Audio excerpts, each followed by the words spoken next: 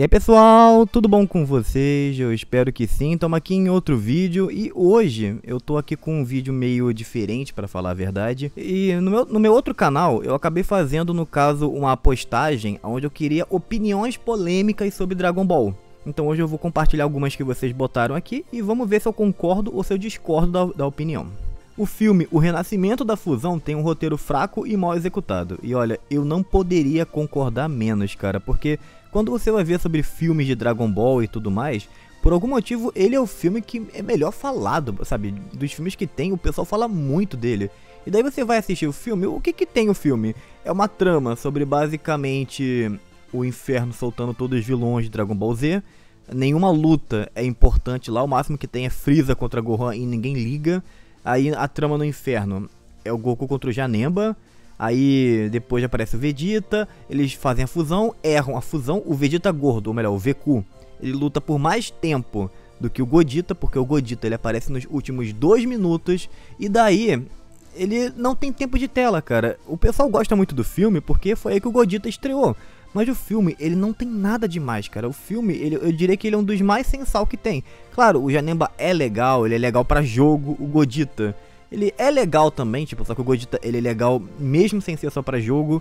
Só que, cara, não salva muito não, desculpa. Das 4 sagas principais do Z, a saga Cell é a pior das decisões de personagens sem sentido e explicação de coisas horríveis. E a luta final do Cell contra Gohan é paia demais. Olha, eu não posso discordar também porque a saga Cell parece que é um conjunto de momentos onde todos os guerreiros Z fizeram bingo pra ver quem era mais burro, cara. Porque pensa comigo, o Kuririn ele destrói o controle, o Vegeta deixa o Cell absorver 18, o Gohan ele tem um show de egocentrismo, o Goku também não é muita flor que se cheire nessa saga. O Tenshinhan, que ele também discorda daquela decisão da Bulma de poder ir atrás de Android e tudo mais. Ele fala assim, ah, eu vou lutar como um verdadeiro guerreiro, sei lá o que. Você não vai ganhar de ninguém, Tenshinhan, de ninguém, aceita. Sabe, não dá. Aí tem também o Piccolo, que ele é mais forte do que o Cell na primeira forma. E mesmo assim, ele não mata o Cell, ele deixa ele ficar falando com ele pra trocar papo. Então, tipo, de fato, essa saga, ela tem um problema gigantesco. E uma parte que eu não gosto muito é porque, tipo assim, eu sei que o Gohan, ele teve um momento merecido dele. Eu sei que a gente viu o Dragon Ball Z inteiro só pensando, caraca, o Gohan, ele vai ter aquele momento em que tudo que a gente depositou nele vai ter resultado e ele vai ficar fodão. Beleza, a Saga Cell mostrou, no final ele ficou fodão e tudo mais. Só que você não sente também que foi um pouco do nada, tipo, o Gohan, antes disso, ele era aquele guerreiro que tinha aquele potencial elevado, mas ele era aquele guerreiro que sempre tava lá no suporte, sabe? Contra o Freeza, contra o Vegeta, ele tava lá pra sempre ajudar. Mas ele nunca foi o personagem que, tipo, salvou tudo no nada. Só que no caso da saga Cell é um pouco pior porque ele mal participa da saga. Ele fica boa parte do tempo só treinando e quando ele aparece, vá lá, Super Saiyajin 2 eu derroto. Eu fico um pouco triste que o próprio Trunks também, ele era o cara que deveria ser o maior destaque e ele foi de escanteio pra própria saga, sabe? É meio triste. E de fato, a batalha contra o Cell e Gohan é meio paia porque ela parece um RPG. Tipo, uma hora o Cell tá batendo, outra hora o Gohan tá batendo, outra hora o Cell não bate mais e fica por isso, sabe? A colisão é uma luta muito parada, não tem combate. Pra mim, o conceito do Super Saiyajin God e Blue são péssimos. E uma outra opinião não muito popular, mas eu acho que o Super Saiyajin 4 deveria ser dourado e sem sobrancelhas. Eu odeio o conceito dessas novas formas e acho que poderiam ser melhor. Olha, melhorar, a gente sempre pode. Só que vamos tentar analisar o contexto de como uma forma é aplicada, beleza? O Super Saiyajin nada mais é do que o Saiyajin com o cabelo arrepiado e com o cabelo loiro, sabe? Não muda muita coisa. O Super Saiyajin God é apenas o Saiyajin com Ki divino. É como se, em vez de ser a energia do Super Saiyajin, fosse só uma outra energia que mudasse de novo o teu cabelo. É um conceito super básico. Aí quando você usa o Ki divino com o Super Saiyajin, você resulta no Super Saiyajin Blue, que é apenas o Super Saiyajin com o Ki divino. Então, naturalmente, não teria como você ter uma coisa mega avançada, sabe? Aí quando você pega o Super Saiyajin 4... ele, no caso, é uma forma híbrida entre o Ozaru e o Super Saiyajin. Então, naturalmente, você vai ter que tentar fazer um redesign aqui de uma maneira que ele consiga virar uma coisa que seja um meio termo entre as duas. Só que no caso do Super Saiyajin 4, eu entendo um pouco o problema que você falou também. Porque o Super Saiyajin 4, ele não lembra 1 nem outro. Claro, ele claramente é um homem macaco. Só que, tipo, ele não tem tantos traços do Ozaru e nem do Super Saiyajin. Claro, ele é peludo, mas, tipo, por que o pelo vermelho? Por que o cabelo preto? O Ozaru é marrom. O Ozaru é marrom. Aí o Super Saiyajin, ele é amarelo, sabe? Se você vai ser um Super Saiyajin, você tem que ser amarelo por natureza pra mim. Eu sei que, tipo, tem o Super Saiyajin God Blue, mas o Super Saiyajin God Blue, eles já são outros conceitos. O 4, ele tem um número, então ele deveria seguir diretamente a linha dos cabelos dourados. Tanto que isso é uma crítica tanto pro Goku do Daima quanto do GT, eu acho esquisito. Então acho que ele puxar muito mais de uma linha pra um Super Saiyajin assim, com pelos dourados e tudo mais, seria bem melhor pra mim também, eu concordo com você. A saga Android é a pior e com menos de essência de Akira Toriyama em todo o Dragon Ball. E olha, eu concordo também, porque não sei se vocês já acompanharam os bastidores da saga Cell, mas o Akira ele fazia uma coisa e daí o editor falava assim, não, vai fazer aquilo. Aí ele fazia outra, não, vai fazer aquilo. Aí ele vai lá, ia de novo e fazia aquilo de novo. Sempre tinha que mudar, sabe? Era incrível, nunca estava satisfeito. Por um lado, foi bom, porque na ideia original dele, ele faria o 19 e o Dr. Gero serem os vilões. Depois fizeram mudar, fez o 17 a 18, fizeram mudar e por último fez o Cell. Beleza, é compreensível. Só que não muda o fato que você meio que deturpou a visão do autor. Então a gente nunca vai saber como seria a saga Cell de verdade na visão de Akira Toriyama. Se é que realmente seria uma saga Cell, né? Acho que o Cell nem chegaria a existir. Mas eu fico meio curioso. Depois, quando o Dragon Ball supostamente ia acabar na saga Cell pra valer, eles praticamente imploraram pra ele fazer a saga Buu. Só que ele teve muito mais liberdade pra poder fazer a saga Buu. Só que é aquele negócio, a saga Buu ela tem um roteiro muito mais cansado do que uma saga Cell, uma saga Frieza. Porém, ela tem mais essência do Akira. Vegeta Super Saiyajin 4 é bucha, que nem o Goten, só serve pra fusão. E olha, eu acho inacreditável como é que isso é verdade, cara, porque em toda a trajetória do GT, o Vegeta não fez absolutamente nada. E as únicas coisas que ele fez foi ou apanhar ou servir de corpo pro Baby, cara, porque, cara, é um negócio triste, cara. Eu sei que todo mundo fala que, tipo, ah, o Vegeta no GT ele é outra pessoa, ele tá desenvolvido, sabe? Ele aprendeu o que é... Tipo, ele perdeu aquela rivalidade com o Kakaroto e hoje em dia ele tá de boa com a família e sei lá o que. Cara, eu entendo, por um lado eu entendo. Só que, tipo, a gente tá falando do Vegeta, sabe? O Vegeta, ele é um cara que sempre treinou a vida toda pra treinar... Tipo, o Vegeta sempre foi um cara que manteve os treinos e tudo mais. Só que ele não é um Gohan, sabe? Ele não é um Gohan que vai abandonar tudo e vai ficar só vivendo com a família, com o trabalho e tudo mais, sabe? O Vegeta, de fato, é um cara que ama lutar, é um cara que faz essas paradas todas porque gosta. Claro, tem o motivo da rivalidade com o Goku? Tem, mas ela não é só aquilo. O Vegeta é um cara que quer ficar mais forte. E tu sente isso no GT? Você não sente, cara, porque o Vegeta, acho que ele só treina, acho que uma vez, acho que é 2 vezes no GT inteiro. E fica devendo, cara. Aí no final ele pega um Super Saiyajin 4 forçado pra caramba. Aí não dá, cara. Desculpa, não gosto. Perdão. Convenhamos que se não fosse a Fox e sua imbecilidade em fazer Dragon Ball Evolution, Dragon Ball Super provavelmente não existiria e o final canon de Dragon Ball ia ser o GT. Olha, indiferente de tudo, o GT ainda ia ser um final não canônico, né, cara? Porque a visão do autor ainda era o final do Z, sabe? Aquele final com o Ubi. Então meio que qualquer coisa que viesse depois não ia ser considerado o final de verdade. Porque ia ser apenas de uma visão da Toei de como seria o final. Você nunca saberia como era o final do Akira porque ele nunca escreveu. Você apenas ia interpretar que aquilo ia ser o seu final. Os filhos da Toei salvaram a obra. No mangá as lutas são muito rápidas e personagens como a Bulma, Mestre Kami e Tite são praticamente figurantes. No Z, a Toei deu muito mais carisma pro elenco. Olha, isso é uma faca de 2 gumes, cara, porque existe uma diferença entre os fillers, que são aqueles ruins, tipo sagas inteiros que são fillers, episódios inteiros, e também tem aqueles episódios que são só expansões de luta, cara. Eu acho que, tipo, um episódio que expande lutas sempre vai ser bem-vindo, indiferente de qualquer obra, cara. Eu acho que qualquer anime que vai se prezar em adaptar uma luta e melhorar ela, ele vai ser preferido do que a versão do mangá. Por exemplo, a saga Buu, ela é uma saga muito curta em comparação a outras sagas. Tudo que acontece nela é muito rápido e comprimido.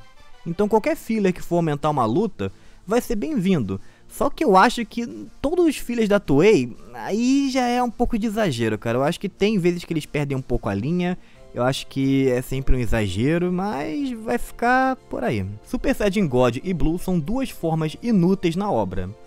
Olha, tecnicamente não, cara, porque pensa comigo, o Super Saiyajin God, ele apareceu pela primeira vez na batalha contra o Bills, e de fato não derrotou o Bills. Porém, ela deu margem para surgir o Super Saiyajin Blue. E o Super Saiyajin Blue, ele foi utilizado por 3 temporadas, inclusive sendo uma versão alternativa do Blue, o Super Saiyajin Rosé, que é a forma do Goku Black.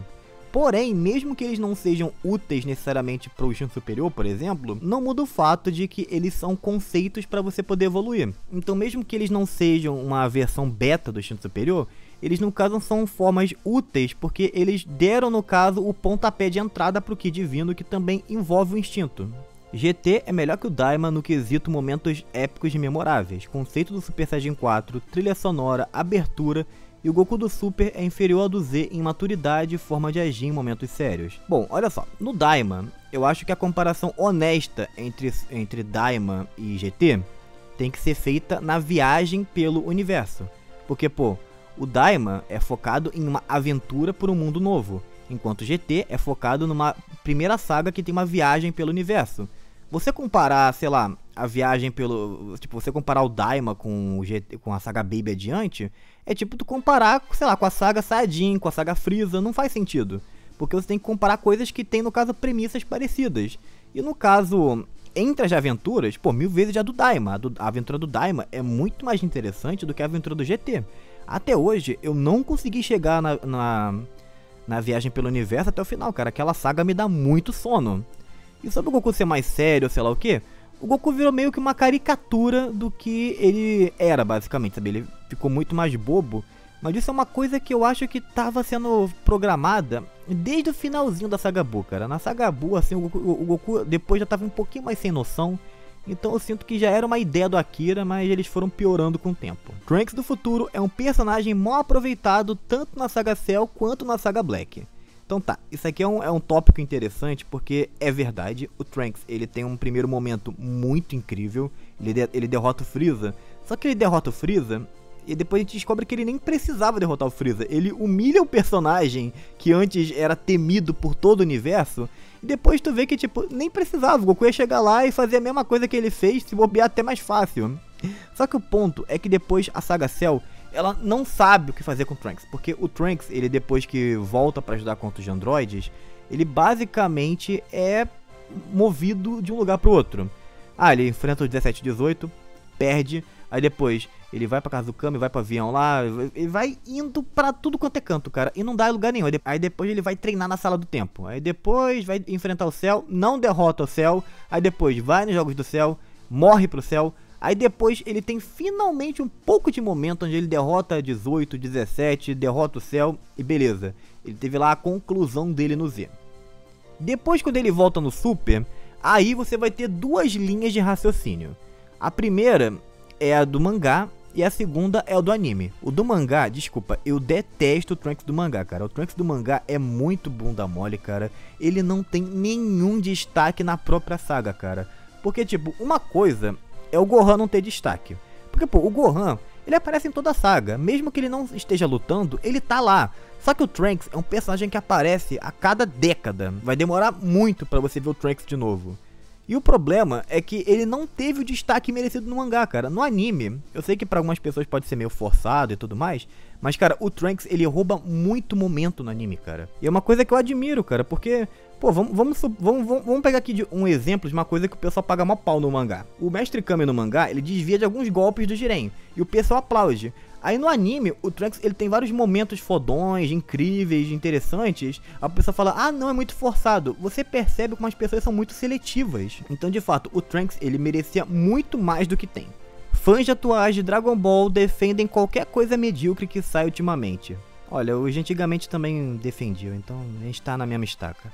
Não gosto de terem trazido o Freeza de volta. Olha, eu antigamente também não gostava, só que eu tô elaborando um vídeo agora que é toda a trajetória do Freeza em Dragon Ball, cara.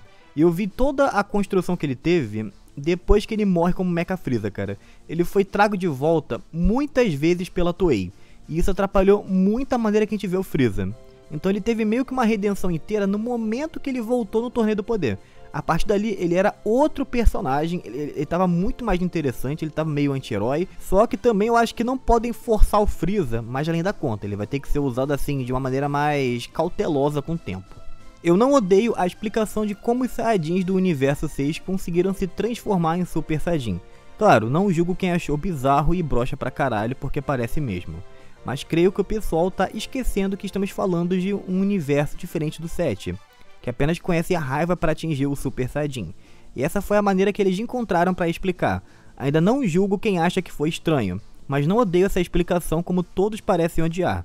Só pareceu algo bobo que todo mundo pareceu ter feito tempestade no copo d'água. Então eu tenho uma opinião parecida. Então vamos aqui analisar primeiro a situação. O Kiabe, ele falou assim, concentra a energia nas costas que dá bom. Correto? Ele falou isso. Porém, isso não significa que só concentrar energia nas costas, de fato faz você virar Super Saiyajin. Porque mesmo assim, o próprio Kiabe virou Super Saiyajin com base na raiva, a própria Kale virou Super Saiyajin com base na raiva, e apenas a Caulifla conseguiu isso. E por que ela conseguiu isso? Porque a Caulifla é basicamente um Goten e um Trunks.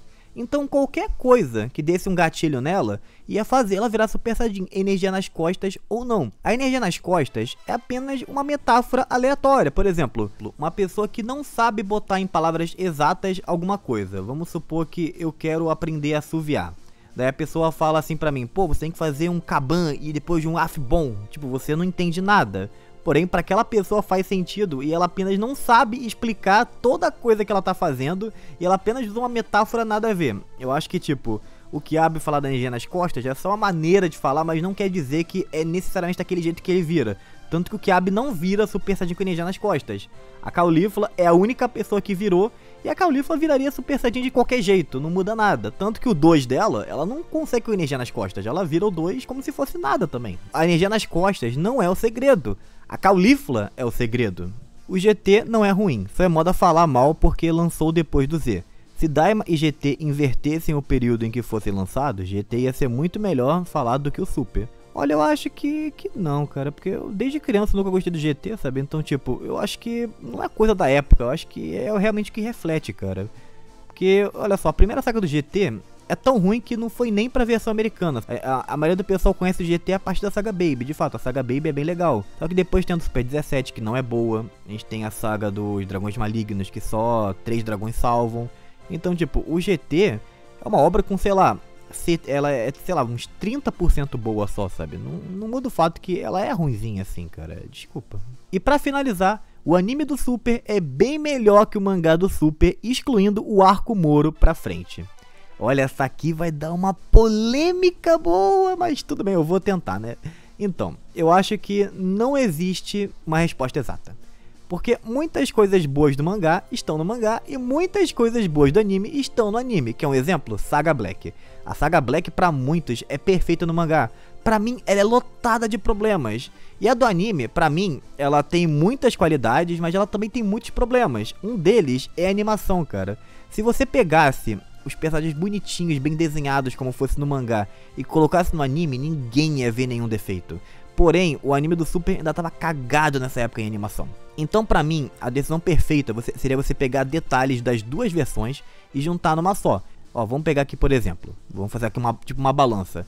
Vamos pegar todo o destaque que o Trunks tem no anime e vamos pegar as coisas que o mangá tem, como usar o Super Saiyajin Deus, usar o Black Super Saiyajin, Super Saiyajin Blue Full Power, por aí vai. A gente vai combinar isso tudo. E se você reparar, ficou muito melhor. Ficou muito melhor. Você pegar todo esse... Cara, imagina todas aquelas cenas do mangá, só que com o Trunks cheio de destaque do anime, cara. Ia ser muito mais legal. Desculpa, cara. O Trunks, ele é muito legal no anime, desculpa. Agora, tipo, o Torneio do Poder, Torneio do Champa, cara, o Torneio do Poder no anime é muito melhor, cara. O do mangá é rushado pra caramba, cara.